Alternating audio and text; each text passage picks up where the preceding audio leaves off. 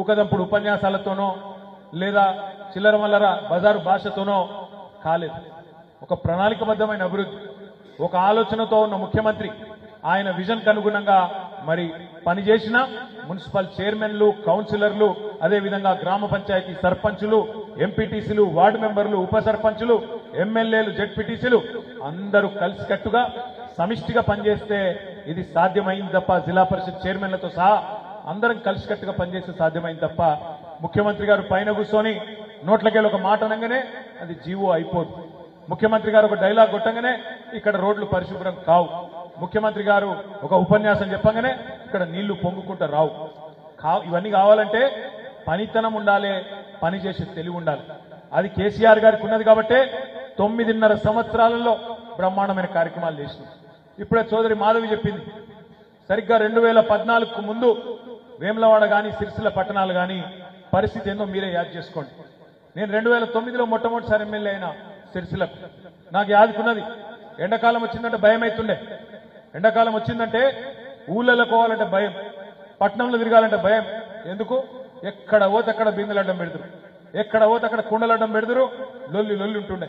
ఎందుకు? మంచినీళ్ళు లేవు, ట్యాంకర్లు. నాకు యాదుకున్నది, నేను మొదటిసారి ఎమ్మెల్యే అయినప్పుడు నా సొంత ఖర్చులతోని 4-5 ట్యాంకర్లు పెట్టి, లారీలు పెట్టి ట్యాంకర్లు పెట్టి సొంత ఖర్చులతోని ఆ రోజు గల్లీ గల్లీకి నీళ్లు వేయాల్సిన పరిస్థితి వచ్చింది. సొంత ఖర్చులతో మోటార్లు బోర్లు లేపించినాం ఆనాడు 2009 నుంచి 14 వరకు. అప్పుడున్న ప్రభుత్వం, కాంగ్రెస్ ప్రభుత్వం పట్టించుకోకపోతే ఇక్కడున్న ఎమ్మెల్యేలం సొంత ఖర్చులతోని పైసలు పెట్టుకొని మరీ పనిచేసినాం. కానీ 14లో ఎప్పుడైతే తెలంగాణ వచ్చిందో 14 నుంచి 23 డిసెంబర్ వరకు దాదాపు 9.5 సంవత్సరాలు మనం ఎన్నడూ ఇది కాంగ్రెస్ కౌన్సిలర్ వార్డు, ఇది టీఆర్ఎస్ కౌన్సిలర్ వార్డు అని చూడలే. సంకుచిత రాజకీయం చేయలే. ఎక్కడ ఉన్న ప్రజలు మన వాళ్ళే, వాళ్ళకు మేలు చేయాలని చూసినాం. ఆ రకంగానే పనిచేసినాం కాబట్టే ఇవాళ వేములవాడ అయినా సిరిసిల్ల అయినా రాష్ట్రంలోని 142 మన హయాంలో ఉన్న మున్సిపల్ పట్టణాలు అన్నిటినీ కూడా సమదృష్టితో చూసినాం కాబట్టే ఇలా మీరు కరీంనగర్ పోయినా అద్భుతంగా కొత్తదనం కనబడుతుంది. చొప్పదండి, దాన్ని రవిశంకర్ గారు చిన్న గ్రామ పంచాయతీని మున్సిపాలిటీ చేసింది. ఒకరోజు నా దగ్గరకు వచ్చి డబ్బులు అడిగింది, అన్న నాకు రోడ్డుకు మధ్యలో డివైడర్ కావాలి, లైట్లు పెట్టాలి, పైసలు కావాలన్నాడు. ఆడునే పైసలు లేవని నేను చెప్పి ఎలగొట్టినా. ఆయన ఊకోలే, కేసీఆర్ గారి దగ్గర పోయిండు. సార్ రామన్న పైసలు లేవంటుండు, మరి ఏం చేయాలని అడిగిండు. ఇక సార్ పెద్ద మనసు ఉన్నాడు కాబట్టి వెంటనే 33 కోట్ల రూపాయలు రవిశంకర్ గారికి, చిన్న మున్సిపాలిటీ చొప్పదండి, దానికి కూడా వెంటనే ఇచ్చి పంపించిండు. ఇక ఆసుపత్రికి చాలా చేసింది. నేను ఎందుకు చెప్తున్నా అంటే చిన్న పెద్ద అని చూడలే. కరీంనగర్ కార్పొరేషన్, రామగుండం కార్పొరేషన్, పెద్దపల్లి ఒక చిన్న గ్రామ పంచాయతీ ఉండే, దాన్ని మున్సిపాలిటీ చేసుకున్నాం, జిల్లా కేంద్రం చేసుకున్నాం. సిరిసిల్ల నేను ఒకటే అడుగుతున్నా, ఇలా నేను తిరుగుతున్నప్పుడు మనసుని ఆలోచిస్తూ ఉంటాను. 2014కు ముందు సిరిసిల్ల ఎట్లుండే, 2014 తర్వాత ఎట్లయింది.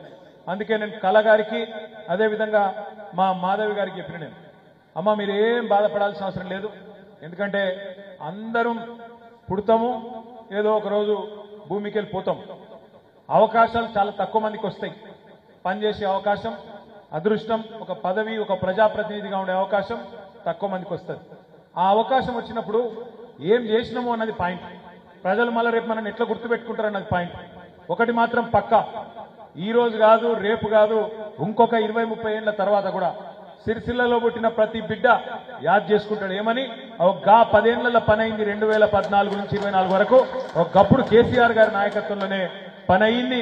ఎట్లున్న సిరిసిల్ల ఎట్లయింది, ఎట్లున్న వేములవాడ ఎట్లయింది అని చెప్పి యాద్ చేసుకుంటారు. అందులో మీరిద్దరు అదృష్టవంతులు, ఎందుకంటే మీ హయాంలో 100 కోట్ల పనులైనవి. ఒక్కొక్క వార్డు బ్రహ్మాండంగా పని చేసుకుంది. ఆ స్థాయిలో పని చేసి ప్రజలకు చూపెట్టారు. కానీ ఒకటే ఒక చిన్న బాధ ఉంది. నేనేమనుకున్నా అంటే ఈసారి తప్పకుండా మళ్ళీ 3వ మన ప్రభుత్వం వస్తుంది. 2వసారి నా మీద చాలా ఒత్తిడి ఉండే. చక్రపాణి గారు నా ఎంబడబడ్డాడు, అన్న మనం అండర్ గ్రౌండ్ డ్రైనేజ్ చేయాలి. నేనేమన్నా అంటే వద్దు చక్రన్న ఇప్పుడు చేయకు, ఎందుకంటే నేను కరీంనగర్లో చూసిన ఒకసారి